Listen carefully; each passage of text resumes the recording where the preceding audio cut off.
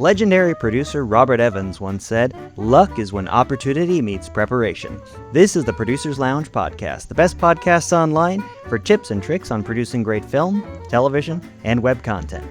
Welcome back for Season 2, Episode 24, hosted and produced by greaterandgrander.com. On this week's episode, we're chatting with Stephen J. Kung, who has produced and directed feature films and TV shows, including Dear White People, Fresh Off the Boat, and A Leading Man. We discuss moving up the ladder in Hollywood, positioning yourself for success, and a surprisingly large amount of time on health insurance in the entertainment industry. He is currently developing a TV series with stars and legendary filmmaker Justin Simien.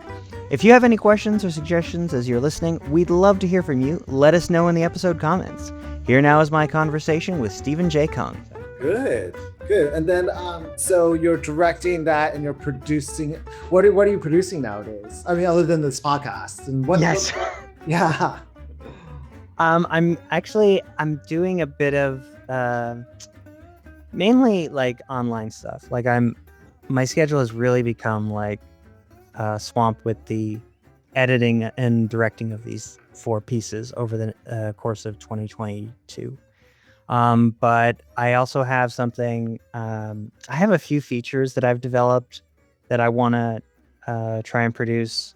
They're random stuff. Like one is a thriller, one is like a horror movie, you know. But like I need to get them where like they are more like budgetarily feasible, because right now there's too many locations and too many characters. So yeah, Got to get that budget down for sure. exactly. So I wanted to talk to you, like, not just about what you're up to, but like where you've come from and where you're going. So where did you grow up originally? I'm from Virginia Beach, Virginia. Uh-huh. My parents are immigrants from Taiwan, and their parents are immigrants from China. And I grew up, Virginia Beach it's like the buckle of the Bible Belt, right? It's very conservative. Pat Robertson's Christian Broadcasting Network was a 5-minute drive from my house. So that was the type of environment I grew up in. And when I decided to, when you grow up in Virginia, you don't really think you could do anything else other than like what other people are doing around you. And so when I had a friend who was working in film and TV after undergrad, I was like, how did you do that? And he's like, well, I just started interning. And, when you work for free, anyone will take you. I was like, that's the secret. You work for free. And I was like, oh God. And so like I interned for the Discovery Health Channel at the time before it became. That's right, because they're in like Delaware, right? Or they're based out of Maryland. Close. Maryland. They're based out of Maryland. And I learned how terrible and cheap Discovery is. Really? They basically have what's called a vault, and most of their shows are just edited rehashes of footage that's already in the vault. And so with this new guy who like bought Warner Brothers with like the Warner Brothers Discovery merger, I'm like, why? Like you have Warner Brothers, which actually creates culturally changing content, versus Discovery Channel, which is like a business that doesn't create anything remotely memorable. And they treat their employees like shit. And so like, surprise. Anyway, I digress. But like my one internship working for the Discovery Channel was horrible. So much so that I was like, I have to get away from this, because DC is a good place for documentary and reality. I was like, I have to get away from this. And this was in the early aughties. I was like, I have to get away from this. I want to do narratives. The quickest way for me to get there is through film school. And so I applied to the START program. And then like. So real quick, I just want to back up. Like, was there a particular moment working at Discovery where you realized, oh no, I don't want to do this? Like, this sounds terrible. Okay. It was just the low budgetness of it all, which translates into narrative films as well, of course. But like, I remember going to IKEA, buying shit from IKEA, which is cheap anyway, assembling the furniture, and then having to break down the furniture and return it to IKEA. I was like, oh God. For Discovery? For Discovery. Why? That doesn't even make any sense. Like, yeah, it was bad. It was for a show. And it's like, you couldn't just sell it off or give it to members of the crew. And I mean, it was an invaluable skill I learned for like no budget filmmaking, right? A couple of years ago, I made a short on my own dime. And we'll get to that, but that's the short that got me my first episode of television. But that Right. I did it with my own money. So for wardrobe, we went shopping and then I returned everything afterwards. I was like, oh God, this is taking me back to my Discovery days. I hate it so much. Oh my God. But Yeah. then you, So Mhm. yeah, go ahead. But yeah, and then you said you got into Stark. What was the Stark application process like? The Stark application is like the best application for me because the Stark program takes people who have no background in film. They love people with no background in film because they can teach you film. What they can't teach you is, and it's sort of like the USC application in general, like they can teach you production, but they can't teach you taste and style and aesthetics. So those applications are more about like who your influences are. The Stark application was more like a business school application. Like, what are your ambitions? What are your plans for Hollywood? And then a little bit about like artistic influences, but they welcome the fact that you don't have any background in it. And it's very different from like, and so their students are very different from like the UCLA students. I'm a mentor in the UCLA producers program right now, and Nice.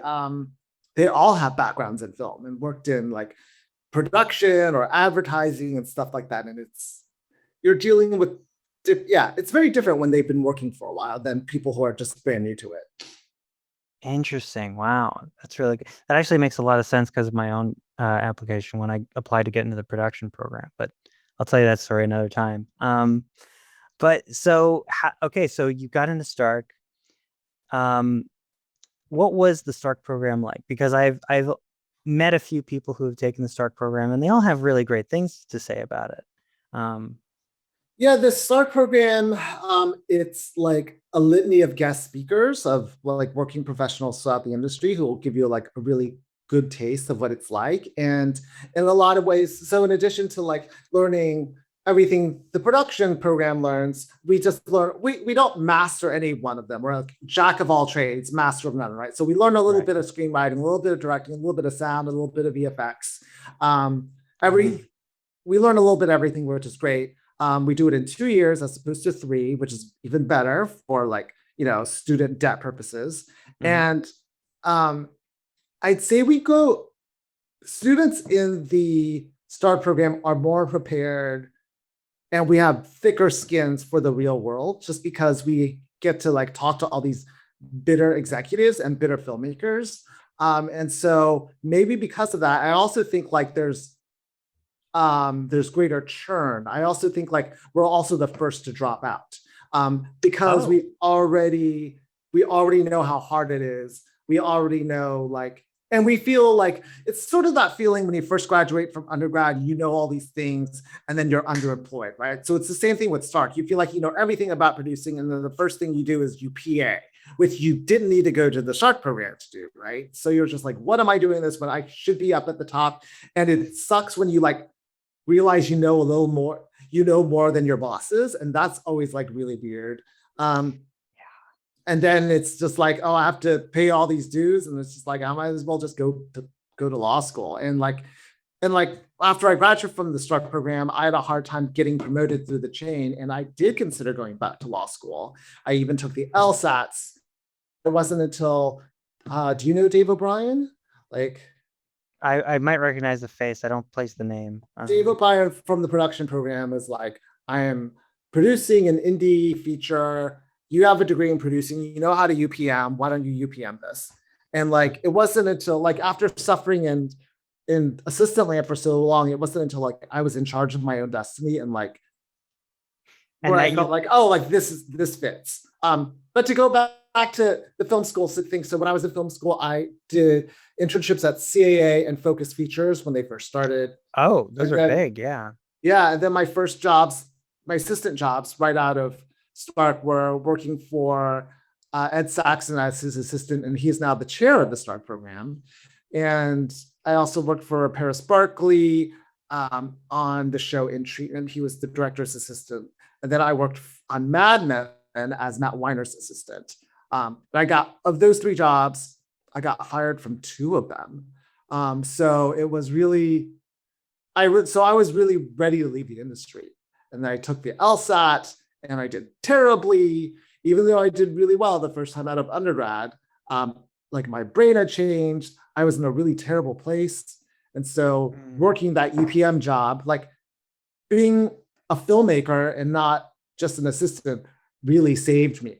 And so one valuable lesson I learned was like, when you get tired of working for other people, working for yourself can be really gratifying and save you. And just to give some context, that UPM job was the man who shook the hand of Vicente Fernandez. Yes. So that was, do you know Aaliyah Pedrides? He was also a production. Oh, yes. He's doing real well. Yeah.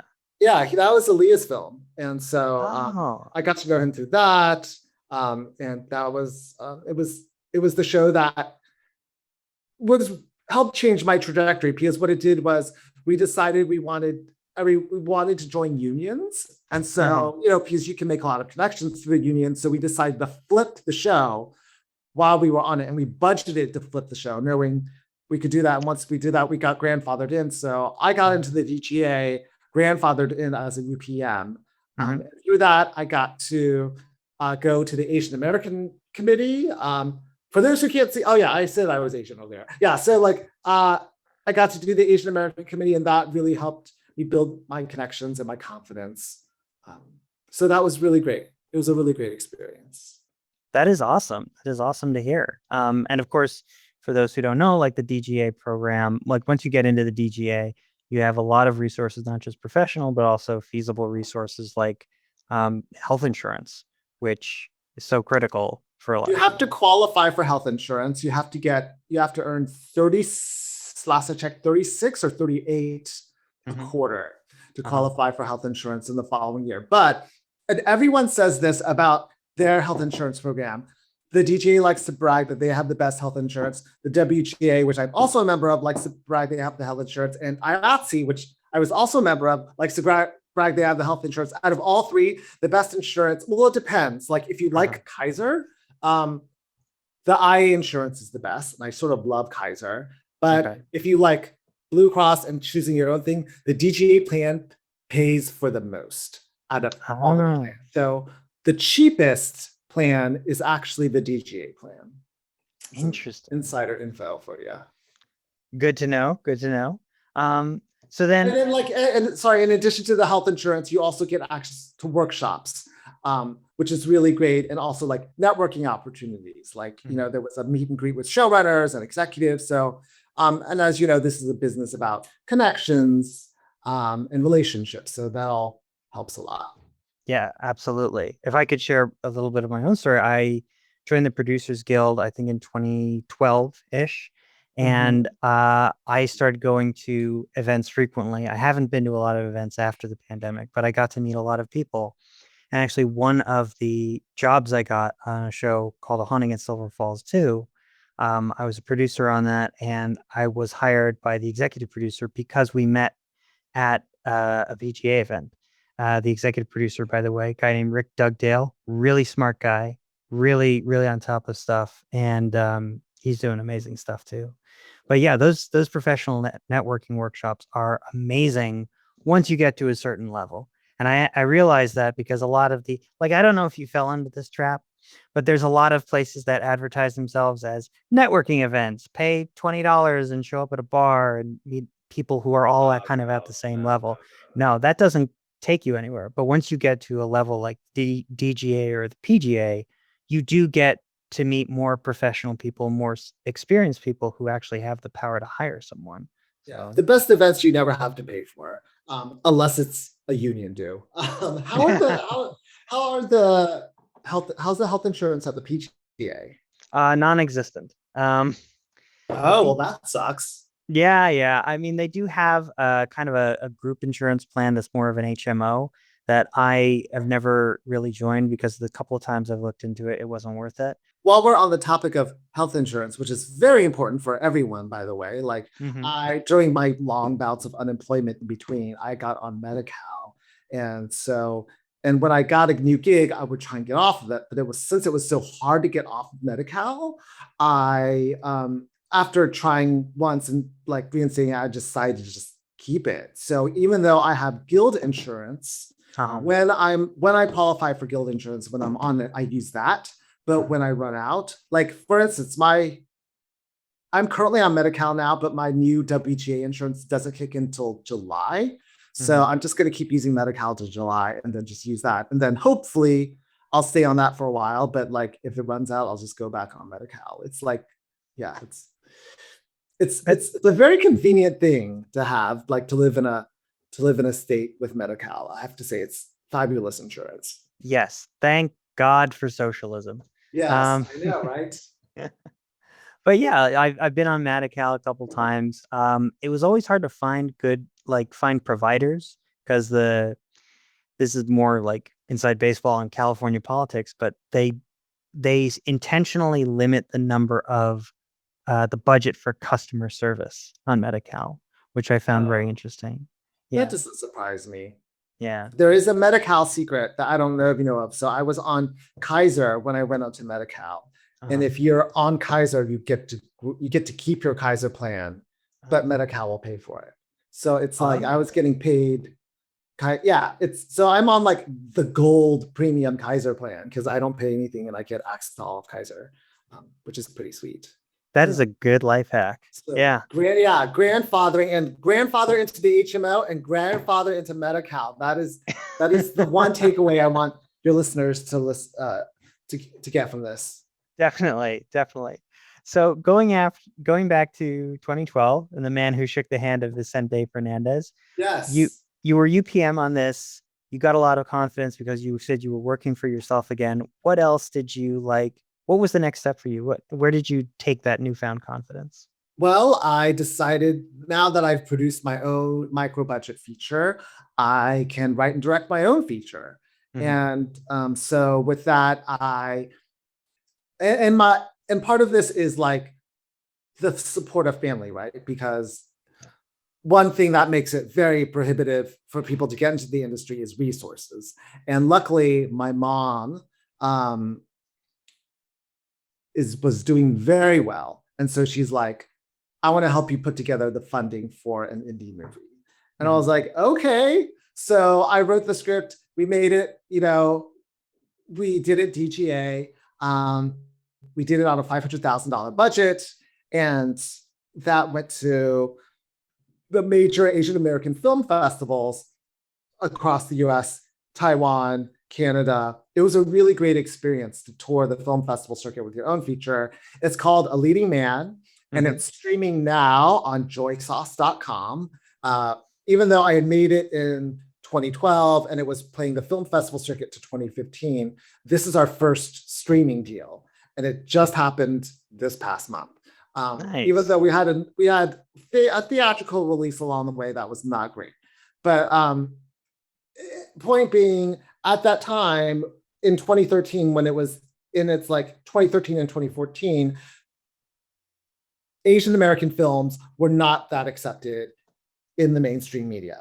One can argue that they're still not as accepted, which is true.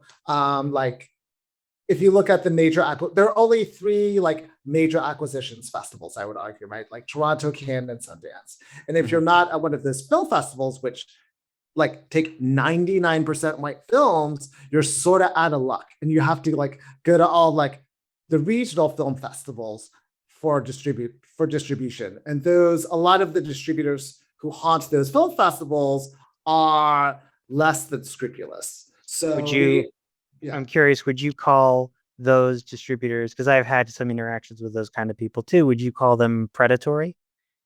Some are, some are not. Yeah. I would say maybe 50-50. You just have to figure it out, or talk to friends and, or friends of producers who've worked with them. Make sure you do your research. Like, we got picked up by a first-time distributor and we were their first film. So there was no one for us to call for a reference, but they did give us a small minimum guarantee and no one else was willing to do that. Yeah. Nice.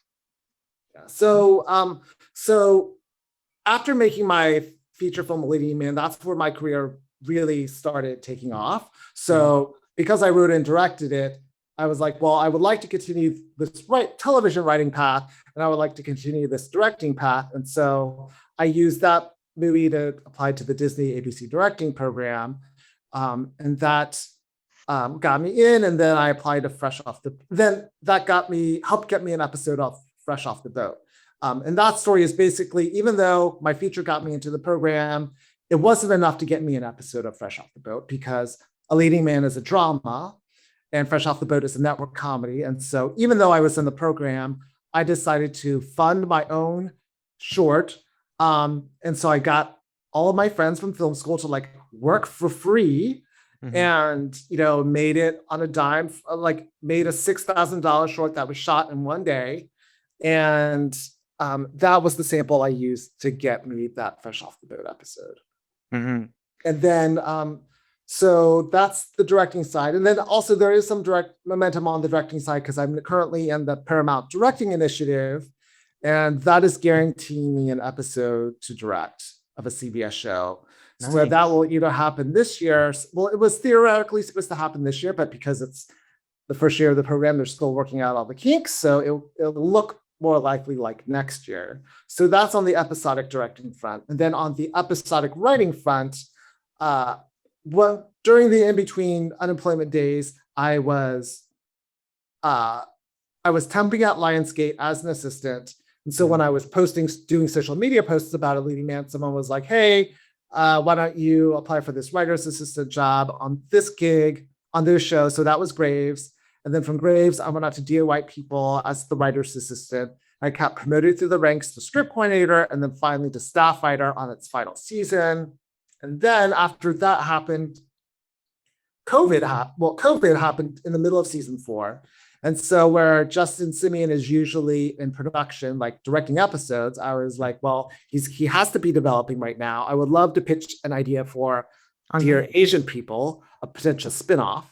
And so I got him on board. We got Lionsgate on board. And then we pitched The Town last year during the middle of like hashtag stop Asian hate. And you had all of these studios paying all this lip service on social media. I'm like, hey, like we want to help Asians. And the truth is, like, as content creators, we're in a unique position to help Asian Americans and change the dialogue about Asian hate, and that is to create shows starring Asian Americans. And even with this pitch, and even at the height of this hashtag, we were getting passes one by one. And with pitching 8 buyers, with five had already passed, with 3 left, I decided to write this letter to the 3 remaining buyers, putting the pilot in the context of what was happening in the nation at large, and saying, like, look, you're going to have to, if you really want to do something about this, you need to make this show. It's about race. It's about Asian Americans. It's about not seeing us as the perpetual foreigner. It's about seeing us as 3-dimensional leading men and women. And luckily, Starz was like, yes, let's do it. So they bought a pilot. They ordered a pilot script with the option for 2 additional scripts, and ordered a Bible. And I just turned in the revised network of draft of that a month ago. And so that is where the writing is with that. And one more thing on the writing thing, I got a general with Crown Media, and I pitched them an idea for a soft pitch. At the end of a general meeting, they're like, anything else you want to do? And I was like, well, why not like Love Actually, but with the Lunar New Year? They're like, write us up a paragraph. I wrote them a paragraph on it.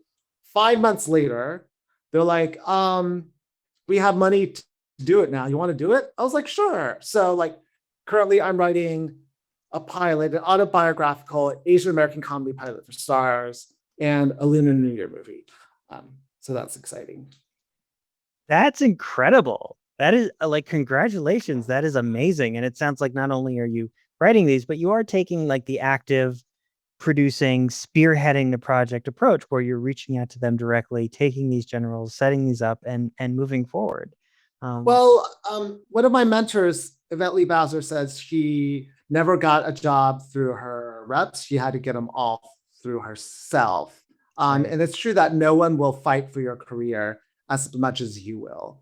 And, you could wait to like, I could wait to get staffed again, or I could just like take my destiny into my own hands and work for myself and write the projects I want to see on the screen. And there's something really different about that energy when you do what you want to do instead of trying to like pretend or like sell your ability to write someone else's voice, right? Like, Right. at least that's the case for me. And I had a like a heart to heart with Ken Chang, who is a principal in Crab Club, and he says that like, yeah, I wanted to staff so bad I forgot about my own voice.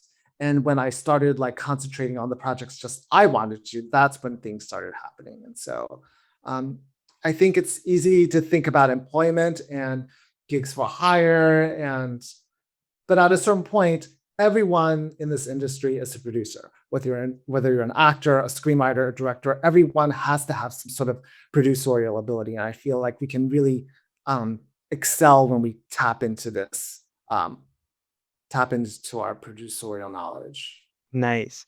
So you've had a lot of success in recent months, a lot of success in pitching and developing and putting these together.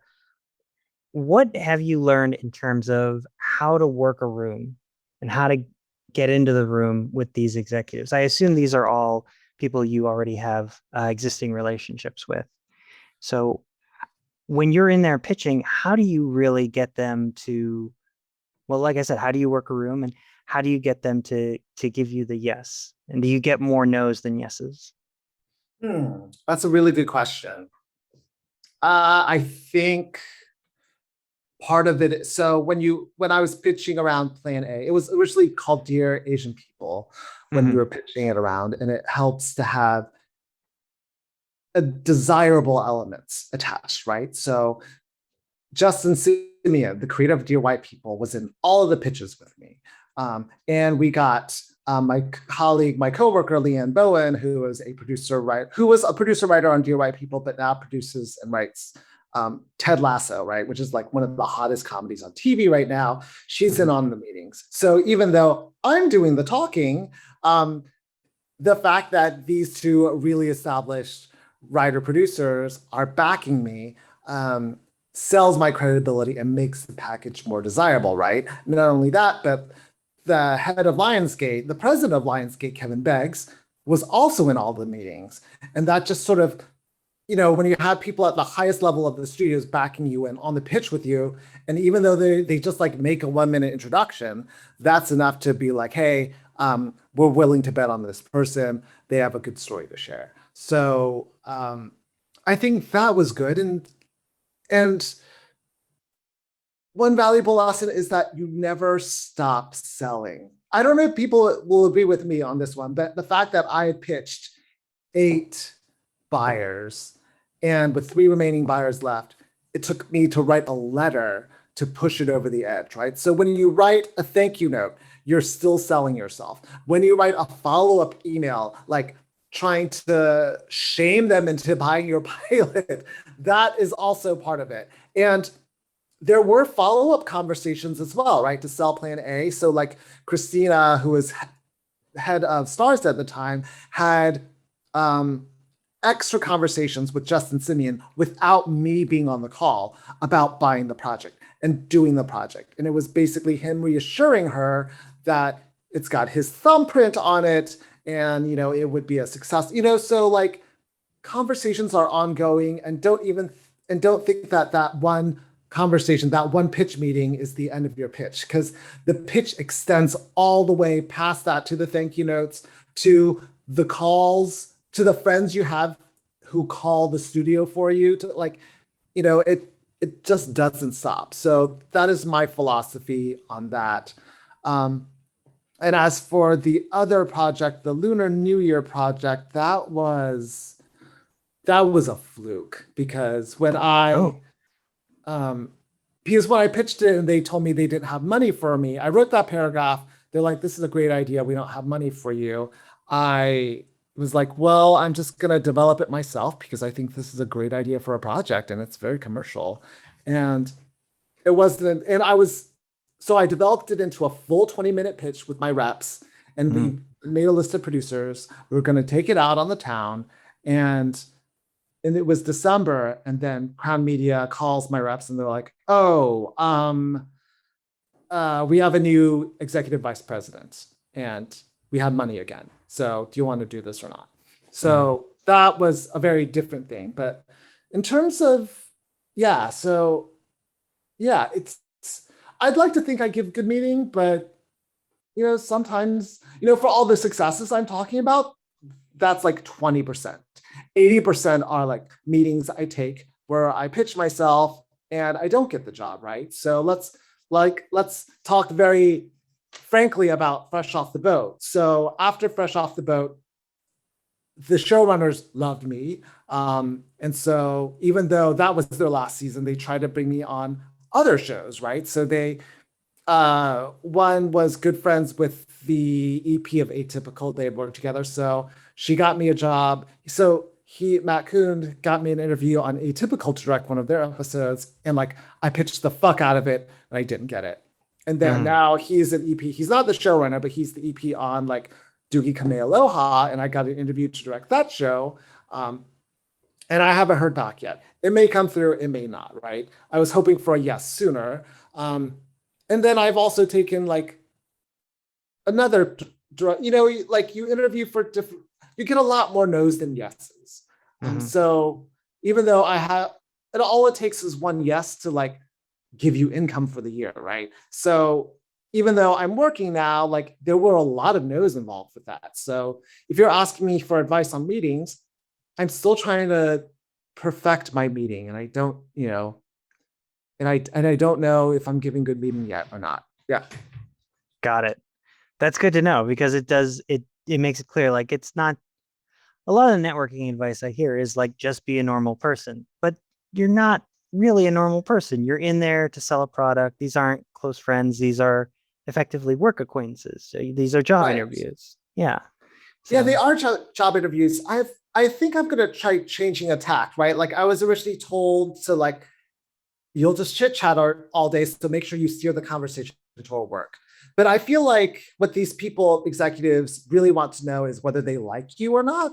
And so I'm like, what if I just made it all chit chat and made the last 10 minutes, when they're like, okay, we have 10 minutes before like I have to go to my next meeting, let's wrap it up. Then I could just do rapid fire, like, okay, this is why I'm good at directing. So maybe I'll try that. I don't know, because I've had referrals and people could put in good words for me on these past 2 interviews and like nothing has materialized yet. So I might just try doing a casual chit chat. I'm also more comfortable with myself when I'm just doing a casual chit chat when I'm in sales mode. So it's hard. You're right. It is a balance between chit chat, being friends, and sales mode. Like, I don't know if I've quite got the balance yet.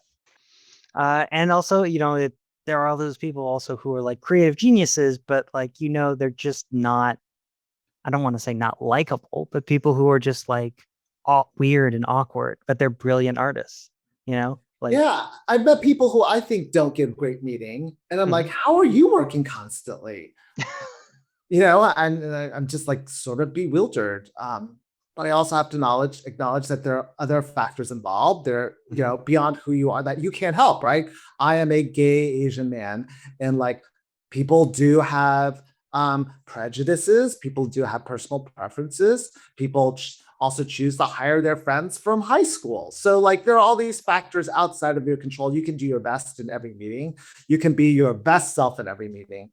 And sometimes that's not enough. Sometimes the politics gets in the way, right? Other times, but for all the times the politics in the way, other times you can have the politics work for you. So I'm taking a lot of general meetings with all the executives at CBS through the Paramount Directing Initiative. Right. And we have to remind them constantly that like, look, you're supposed to guarantee me an episode to direct this year, but they forget that because they've been sort of like, oh, maybe land for forever, right? They don't want to stick your neck out for you, but you have to remind them like, look, like when we usually when we are usually denied a gig for political reasons, we're the political insiders now, right? We have like, you have to say yes because of the politics of the organization we work for. And if we fuck up an episode, you can totally throw the program under the bus, right? Because the studio has already vetted us as directors. So all you have to do is introduce us to the showrunners, right? And so even with that, even with like the cover your ass of it, of it taken care of, when you pitch yourself to direct, there's still, people are still hesitant. And a lot of it is, racism. A lot of it is homophobia. A lot of it is like nepotism, factors outside of your control, right? I'm glad you brought that up because I've been talking with a lot of people on this podcast, one of whom was Carolyn McDonald, and she was actually Danny Glover's producing partner for a long time. And she told me a lot of stories on the episode, very frankly, about the outright bigotry that she faced. And I'm curious if, God. oh yeah, especially. Oh, I mean, I say, oh my God, but like, yes, of course. Yeah. And I'm wondering if there was a specific instance where you were going into Hollywood and the outright bigotry because you were gay or because you were Asian just kind of slapped you in the face. No one will like, mm-hmm. call you a racial slur to your face, right? But they'll do small things that let you know how they think about you. So I had a general meeting last year at a prominent comic book company, and they, I was Zoom meeting. When you wait for the Zoom to start, there's the title of the meeting. And mm-hmm. so it said, meeting with Stephen Kong dash Asian American. And I was like, oh, they put my ethnicity next to my name? Like, the fuck? So I was obviously in that for a diversity hire. And it was like the lamest meeting when, when you're meeting with someone and you realize they haven't read your stuff and you're like, why did you want to meet with me if you haven't, you're like wasting both of our times. So like, it was, subtle stuff like that. In terms of microaggressions, I face much more of it once I do get hired. Because like, if they're prejudiced against you, you just don't get hired and you don't know why, right? Because they're not going to tell you why they don't hire you. So, but yeah, in terms of like, things said about Chinese people, I was in a writer's room on Love Victor, and a writer was like, yeah, my friend visited China. No, my parents visited China and they said it's dirty because, people shit on the streets there. And I was like, you can't say that. He's like, I didn't say it, my parents did. I was like, but the fact that you bring that into the room and like, I'm the only Chinese person, like it puts me in an awkward spot, right? So like I have multiple stories about that. Yeah, it's, the truth of the matter is like when you don't know exactly when you're being discriminated against, but the numbers don't lie. The hiring numbers don't lie. Right. And the Think Tank for Inclusion and Equity does a study on that every year. The DGA does and the WGA does. They put out all the numbers. And there's a lot of backlash, and there's like a lot of this idea that because like diversity is hot right now, we're getting hired all over the place, but just like look at the numbers, like they're not lying, Yeah, that is just fucked up. Let's just call it what it is. And like right, like television directing is still like 60% white men, right? Like not even like parity with women. So it's just like there's still all of these inequities at play. And and I have a lot of friends who are like, oh, you got this job because, not to me, but to my friends who are like, you got this job because you're the diversity hire. You took this, I could have been directing this job in your place. Just like really shitty things like that. And people don't realize, like, in order to get to that level, like, let's say for argument's sake, you were a diversity hire, right? People who do get hired as diversity hires are like 2, 3, 4 times more talented because they had to fight through more bullshit in order to get through that funnel and actually get hired. Exactly. So yeah. Like let's say someone, like when I directed my first episode of Fresh Off the Boat. I had gone to USC for film school. I had worked in writers' rooms. I was a UPM through the DGA off of Vicente Fernandez. I was, co-chair of the Asian American Committee at the DGA.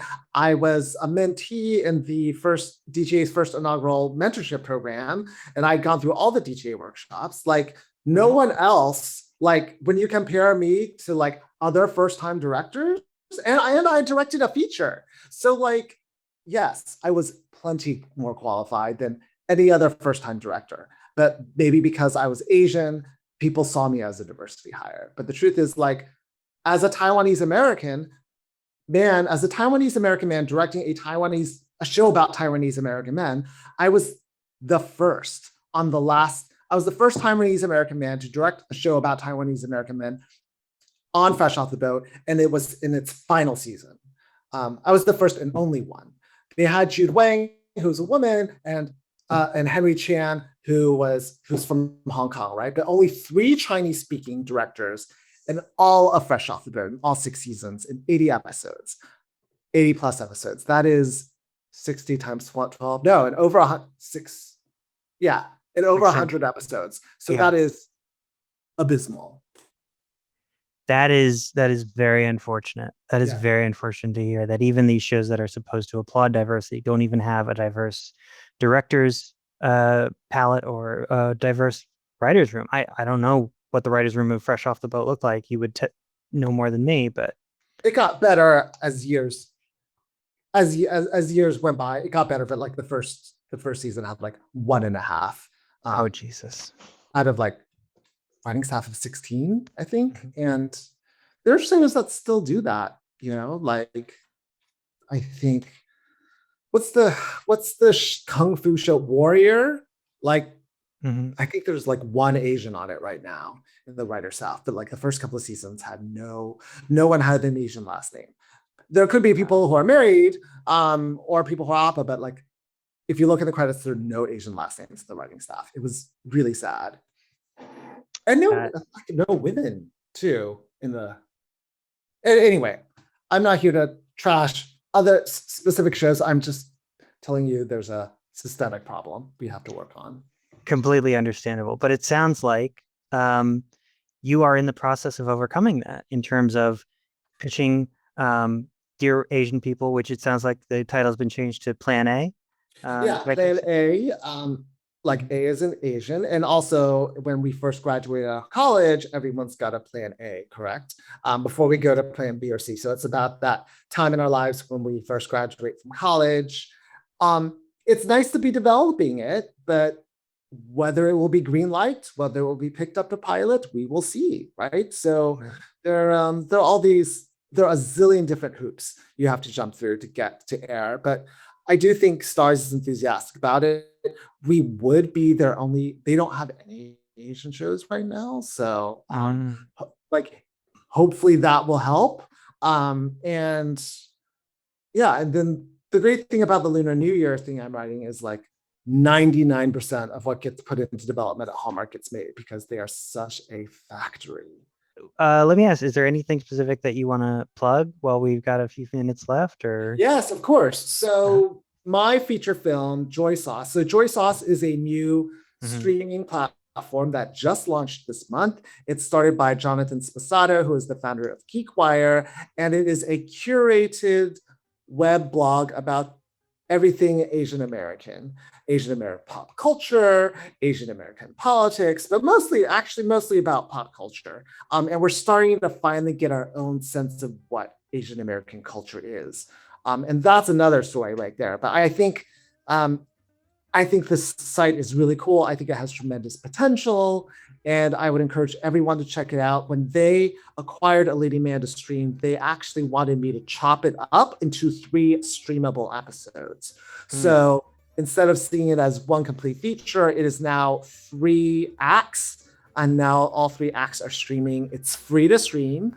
They don't have an app yet, so you'll have to like plug your computer in or cast it to your TV or just watch it on your laptop or phone. But the site is joysauce.com, like soy sauce, but with a J in front of it. I'm looking at the website now, and yeah, it looks like a really cool website. And I would also encourage people to follow me at Stephen J. Kung at twitter.com. And that is Season 2, Episode 24 of the Producers Lounge podcast. Thank you to my guest, Stephen J. Kung, for joining us. You can find out more about him by checking out the show notes and visiting our website at greaterandgrander.com. Our intro and outro music today was Hungaria by Lachey Swing. Our episode still image is by Ricardo Tomas on greaterandgrander.com.